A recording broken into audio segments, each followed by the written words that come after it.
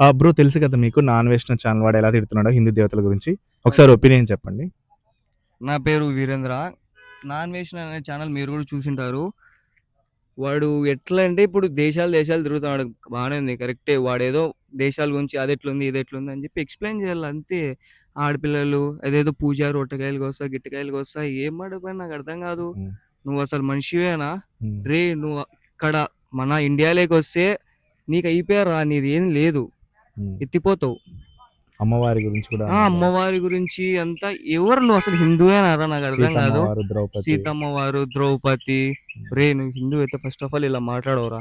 హ్మ్. నీకు అమ్మ అక్క చెల్లెలు ఉన్నారా? ఒక ఆడు చిన్న పిల్లల్ని కూడా పోయినావు కదరా నువ్వు. ఫు, నువ్వు ఆ మనిషివే. ప్రైవేట్ పార్ట్స్ గురించి చూపించి ప్రైవేట్ ఒకటి. పార్ట్స్ అవి ఇవి చెప్పుకుంటే చాలా ఉన్నాయి. హ్మ్. హ్మ్. ఆడపిల్లలు చూస్తారు ఈ వీడియో, అందుకే నేను చెప్పుకోకుండా. హ్మ్. చెప్తే నీది పోతాది మొత్తం. హ్మ్. ఇప్పటికి పోయినట్లున్నారు ఫాలోవర్స్. వాడి చూసుకో మీద కొంచెం. ఎలాంటి యాక్షన్ తీసుకోవాలని మీరు అనుకుంటున్నారు?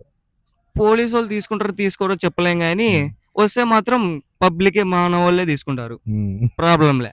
హ్మ్.